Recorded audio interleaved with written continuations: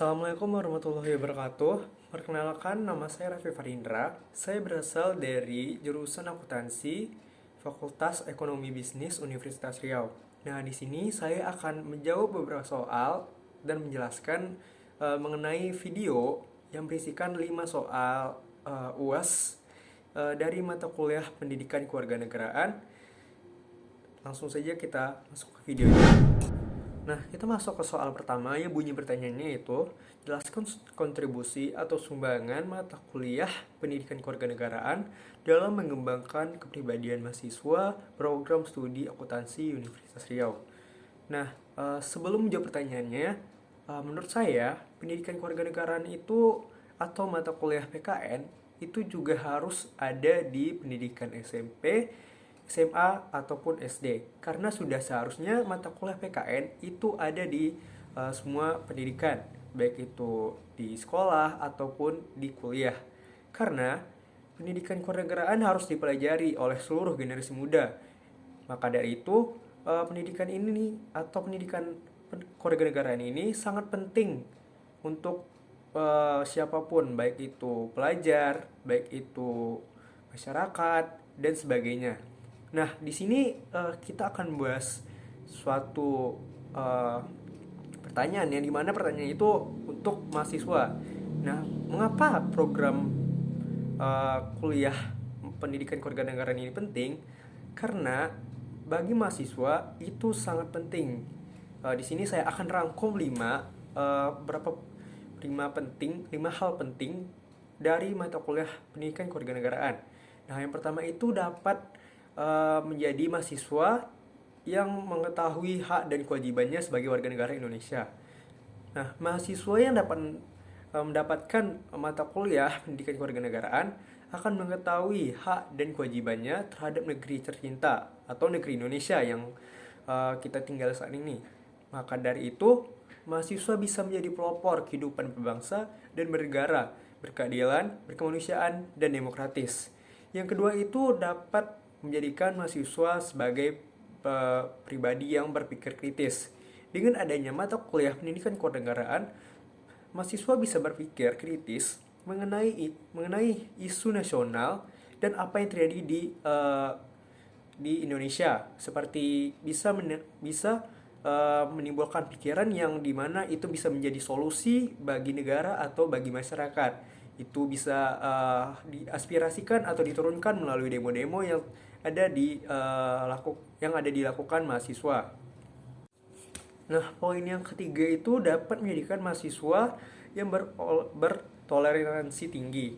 Nah, seperti yang kita tahu, Indonesia sendiri itu memiliki Bhinneka Tunggal Ika atau bermacam-macam budaya, suku, agama, dan ras. Karena adanya Bhinneka Tunggal Ika ini, kita harus saling menghormati satu sama lain. Tidak seharusnya kita untuk memecah belah karena kita berbeda suku, agama, dan ras. Tidak harusnya seperti itu. Maka dari itu, jika kita mempelajari mata kuliah pendidikan kewarganegaraan, kita bisa menjadi pribadi yang bertoleransi. Itu juga bisa membuat mahasiswa menjadi paham akan budaya dan adat dari segala suku bangsa Indonesia. Dengan begitu, mahasiswa bisa menjadi generasi penerus bangsa yang memiliki toleransi tinggi terhadap sesama masyarakat di Indonesia. Nah, poin yang keempat itu mahasiswa menjadi pribadi yang cinta damai. Dengan belajar mengenai demokrasi di Indonesia, diharapkan mahasiswa bisa menjadi sosok penerus bangsa yang demokratis dan cinta damai. Semua berharap mahasiswa yang sekarang atau yang ada di generasi yang akan datang itu bisa membuat perdamaian yang ada di Indonesia. Dan poin yang terakhir itu mahasiswa dapat menjadi sosok yang mengenal dan berpartisipasi dalam kehidupan berpolitik dan nasional serta membantu dalam hal internasional. Itu dia tadi 5 poin penting yang berapa pentingnya mata kuliah PKN bagi mahasiswa Prodi Akuntansi Universitas Riau. Nah, kita masuk ke soal yang nomor 2. Yang pertanyaannya yaitu, apa target saudara pasca mendapatkan materi pendidikan kewarganegaraan di perguruan tinggi? Nah, jawaban saya seperti yang dijelaskan nomor 1 tadi, berapa pentingnya mata kuliah pendidikan kewarganegaraan bagi seluruh rakyat Indonesia, tidak hanya mahasiswa, tetapi juga bagi pelajar yang menempuh di pendidikan sekolah dasar, sekolah menengah pertama, atau sekolah menengah atas. Itu sangat penting bagi masyarakat. Maka dari itu, saya akan menjelaskan bagaimana sih apa target saya sebagai mahasiswa telah mendapatkan materi pendidikan kewarganegaraan Indonesia. Nah, saya juga berharap 5 poin yang sudah dijelaskan di nomor 1 tadi bisa menanamkan poin tersebut di dalam diri saya. Saya berharap salah satunya itu bisa menjadi mahasiswa yang dapat mengenal dan berpartisipasi dalam kehidupan politik, lokal, nasional, dan internasional, serta menjadi mahasiswa dan warga negara yang mampu mengapresiasi nilai-nilai kehutanan, kemanusiaan, kecintaan pada tanah air, dan kesatuan bangsa, serta penguatan masyarakat madani yang demokratis, berkeadilan, dan bermartabat, yang mana harus berlandaskan Pancasila untuk mampu berinteraksi dengan dinamika internal dan eksternal masyarakat bangsa Indonesia. Dalam artian, saya juga mengharapkan bisa menyatukan seluruh warga negara Indonesia menjadi satu, yang dimana kita cinta damai seperti yang sudah dijelaskan di nomor 1 tadi. Nah, baik, kita masuk ke soal yang ketiga, yang dimana punya soalnya itu jelaskan masalah kewarganegaraan di Indonesia terkait dengan keberagaman, hubungan antar agama, suku, ras, dan antar golongan, serta cari kasus dan uraikan kasus tersebut, serta berikan pandanganmu terkait keberagaman di Indonesia pada saat ini. Nah, sebelum itu kita juga harus mengetahui di Indonesia sendiri itu memiliki semboyan Bhinneka Tunggal Ika, yang dimana kebinekaan yang terjadi di Indonesia merupakan sebuah potensi sekaligus tantangan yang dikatakan sebagai sebuah potensi, karena hal tersebut itu bisa menjadi hal yang positif atau hal yang negatif. Itu juga membuat bangsa kita menjadi bangsa yang besar dan memiliki kekayaan yang melimpah. Kebinekaan bangsa Indonesia juga mudah membuat sebuah tantangan bahkan ancaman. Karena dengan adanya kebinekaan Tunggal Ika, yang dimana macam-macam agama, macam-macam suku, macam-macam ras, macam-macam golongan, itu membuat mudahnya penduduk di Indonesia berbeda pendapat karena perbedaan itu, karena perbedaan sara, suku, agama, dan ras tersebut. Maka dari itu mudah tumbuhnya perasaan serta perbedaan tersebut itu amat sempit, yang sewaktu kita bisa menjadi ledakan yang kita lampiaskan ke suku lain, atau kita membandingkan suku si A ke suku si B. Nah, itu terjadi di Indonesia, yang dimana akan mengancam integrasi nasional atau persatuan dan kesatuan bangsa. Nah, di sini saya akan merangkum apa sih konflik antar suku, apa sih konflik antar agama, apa sih konflik antar ras. Nah, di sini saya coba rangkum apa yang dimaksud dengan konflik antar suku, yaitu pertentangan antara suku yang satu dengan suku yang lain. Perbedaan suku seringkali juga memiliki perbedaan adat istiadat, budaya, serta sistem kekerabatan, norma sosial dalam masyarakat, serta pemahaman yang ada di dalam suku tersebut. Itu tadi pengertian dari konflik antar suku. Nah, konflik antar agama juga memiliki pengertian, yaitu pertentangan antar kelompok yang memiliki keyakinan atau agama berbeda. Konflik ini terjadi karena salah satu keyakinan yang diyakini oleh pemilik agama atau penyembah agama tersebut itu berbeda dengan keyakinan yang dimiliki oleh agama lain. Itu bisa membuat hal tersebut menjadikan pertikaian antar agama satu dan agama lainnya. Selanjutnya, konflik antar ras, yaitu pertentangan yang terjadi antara ras yang satunya dengan ras yang lain. Pertentangan ini dapat disebutkan karena adanya sikap, yaitu memperlakukan orang yang berbeda-beda dengan mengucilkan ras tersebut, atau membeda-bedakan ras A, ras B, dan ras C. Itu tidak baik ya. Nah, contoh kasus yang berhubungan dengan pertentangan konflik antar suku, agama, dan ras yang terjadi di Indonesia itu dapat kita lihat di konflik antar suku yang terjadi di antara suku Dayak dan Madura di Sampit. Nah, pertikaian ini terjadi antara Madura dan Dayak itu dipicu karena adanya rasa etnosentrisme yang kuat di antara kedua belah pihak, dan situasi seperti itu diperparah karena adanya kebiasaan dan nilai-nilai yang berbeda di antara kedua suku. Seperti yang kita tahu, suku Dayak sendiri atau suku Madura itu memiliki nilai-nilai yang berbeda di antara suku tersebut. Nah, bahkan mungkin berbenturan. Misalnya, contohnya ada orang Madura yang membawa perang atau celuit kemanapun pergi. Nah, itu juga dapat membuat orang Dayak melihat sang tamunya itu selalu siap berkelahi atau dapat memberikan ancaman tersendiri kepada suku Dayak. Nah, sebab bagi orang Dayak membawa senjata tajam hanya dilakukan ketika mereka hendak berperang atau berburu. Oleh karena itu, contoh hal tersebut itu bisa memicu perselisihan antara suku Dayak dan suku Madura. Itu tadi perbedaan atau pertentangan konflik yang terjadi di Indonesia. Nah, menurut saya tentang keberagaman di Indonesia ini sebenarnya itu keberagaman di Indonesia ini sudah tumbuh dari nenek moyang kita, yang dimana kita juga harus bersyukur atau juga menerima hal tersebut. Keberagaman ini justru itu bisa membuat dampak yang sangat positif bagi kita jika kita mau bersatu atau menghormati dan bertoleransi tinggi satu sama lain. Dalam artian, jika kita melakukan hal tersebut, kita dapat membangun suatu bangsa atau suatu warga negara yang dimana kita bisa membantu negara Indonesia itu menjadi lebih baik dan lebih maju dibanding sebelumnya.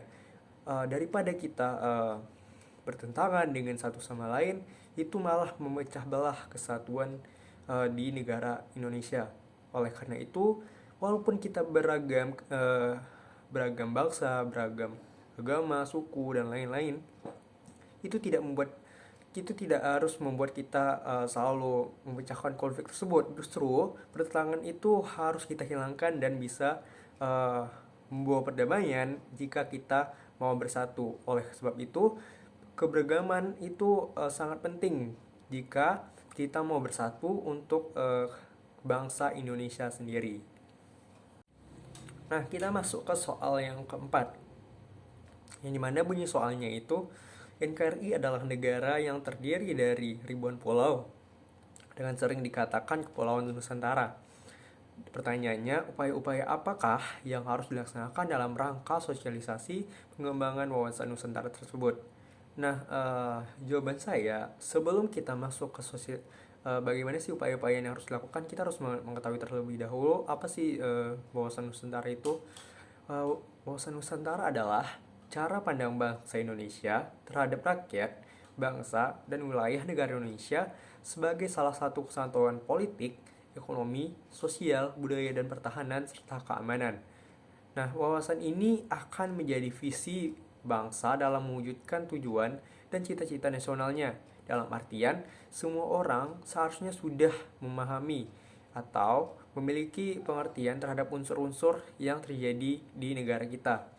Oleh karena itu, kita harus memiliki pandangan atau memiliki pemahaman yang kuat mengenai wawasan Nusantara ini, karena wawasan Nusantara ini sangat penting bagi Indonesia.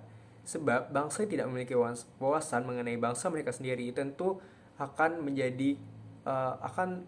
menjadi suatu negara yang kurang gitu, atau menjadi warga yang tidak memiliki bangsa yang hebat.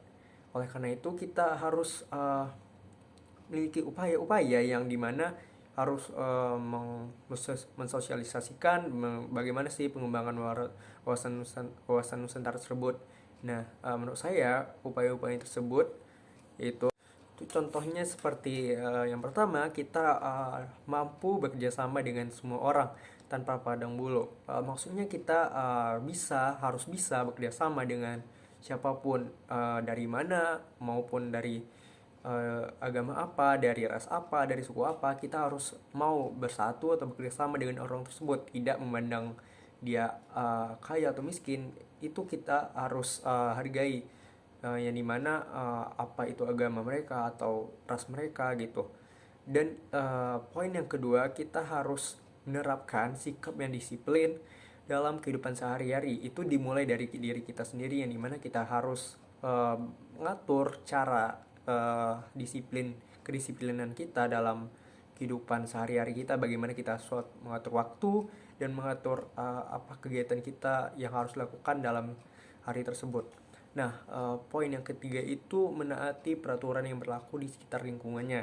Nah, yang keempat, menerapkan toleransi terhadap perbedaan yang ada di lingkungan sekitar. Nah, ini hampir sama tadi yang saya sebutkan di dalam poin pertama, yang dimana kita harus menerapkan toleransi. Nah, yang seperti yang kita tahu, toleransi ini sangat penting bagi kehidupan berbangsa dan bernegara di Indonesia, yang dimana perbedaan tidak seharusnya menimbulkan perpecahan, yang justru perbedaan justru harus menimbulkan perdamaian, karena disitulah kita dites bagaimana suatu bangsa itu bisa bersatu melalui suatu perbedaan.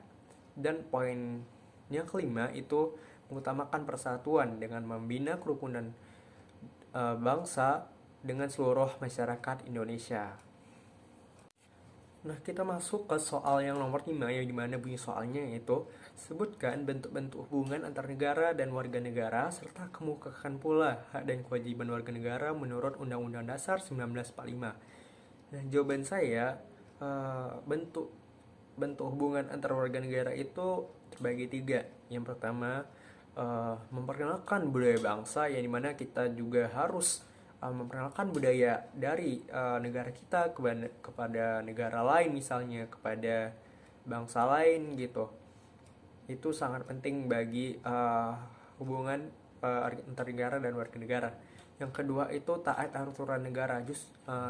Justru itu seharusnya kita sebagai warga negara harus menaati aturan-aturan yang sudah ditetapkan di Undang-Undang Dasar atau aturan yang telah ditetapkan di negara kita. Dan yang ketiga itu berusaha untuk mengharumkan nama negara. Seperti misalnya kita dari kaum mahasiswa, itu bisa menjadi acuan bagi kita bagaimana sih cara untuk mengharumkan nama negara. Itu bisa kita dapatkan dengan berprestasi, menjadi mahasiswa yang berprestasi, menjadi pelajar yang berprestasi gitu misalnya. Nah, kita masuk ke hak dan kewajiban warga negara menurut Undang-Undang Dasar 1945. Hak di sini dalam Undang-Undang 1945 memiliki artian, yaitu setiap warga negara memiliki hak perorangan. Hak individu tersebut dapat dilihat dalam Undang-Undang Dasar 1945, tepatnya pada pasal 27 sampai dengan pasal 34. Nah, di sini ada beberapa contoh warga negara yang mutlak didapatkan oleh setiap individu, yang dimana contohnya itu ada hak hidup aman, ada hak berpendapat, ada hak berkumpul, dan ada hak memeluk agama dan hak menjalankan kewajiban agamanya. Selanjutnya ada hak mendapatkan pendidikan yang layak dan hak meneruskan anak keturunan, hak bertumbuh kembang dengan baik, hak mendapatkan keadilan dan kepastian di mata hukum. Tentunya sebelum menuntut hak dan menjalankan kewajiban sebagai warga negara Indonesia harus sudah dipastikan menjadi warga negara Indonesia. Ingat, maka dari itu semua penduduk negara merupakan warga negara Indonesia. Oleh karena itu harus WNI dulu jika mau mendapatkan hak-hak yang telah disampaikan tadi. Karena jika WNA itu tidak dimasukkan ke dalam artian hak di Indonesia. Selanjutnya ada kewajiban. Nah, dalam kewajiban itu sendiri tidak ada hak yang boleh dituntut jika belum dapat dilaksanakan dengan baik. Karena kewajiban warga negara yang dijalankan dengan baik dapat membantu memajukan negara. Kewajiban ini pula yang membuat sebuah negara itu tujuannya cepat tercapai. Itu dibutuhkan kerjasama yang kompak agar warga negara dapat turut berkontribusi dalam proses pembangunan negara. Jangan sampai hanya menjadi beban negara yang pada akhirnya malah melemahkan sendi kehidupan di negara itu sendiri. Nah, contoh kewajiban warga negara yang harus dipenuhi untuk menuntut hak uh, sebagai warga negara itu contohnya ada bela negara. Nah, gerakan bela negara atau bisa disebut sebagai GBN itu sekarang semakin banyak diselenggarakan. Nah, sasaran utamanya itu adalah generasi muda seperti generasi mahasiswa atau yang di bawahnya itu yang dimana kebanyakan masih apatis terhadap kondisi negara. Maka dari itu tantangan untuk Indonesia di area global akan semakin berat dan semakin ketat karena adanya pengaruh-pengaruh dari globalisasi tersendiri bagi anak-anak muda tersebut. Seperti yang kita tahu, sekarang sudah zaman era modern yang dimana internet sudah menyebar luas di negara manapun. Itu bisa saja membuat generasi muda itu terpengaruh dengan adanya globalisasi tadi. Nah, maka dari itu gerakan bela negara yang sangat gigih itu disemarakan oleh TNI yang dimana bertujuan untuk menyiapkan mental bangsa menghadapi masa-masa sulit tersebut. Nah, selain dengan mengikuti pelatihan bela negara, kita sebagai mahasiswa atau kita sebagai warga negara yang belum berkesampaian melalui pelatihan tersebut tidak boleh hanya menunggu dan harus diam menunggu gitu. Kita juga harus ada keaktifan sebagai warga negara untuk ungkapan terima kasih kepada negara yang telah menghidupi. Nah, maka dari itu ada beberapa contoh kegiatan bela negara yang mencerminkan bela negara seperti halnya TNI yang melakukan bela negara tersebut. Seperti contohnya yang pertama itu ada belajar dengan giat, yang kedua ada berusaha tidak berketergantungan dengan produk impor, dan yang ketiga ada mengupdate berita perkembangan negara dan persaingan global.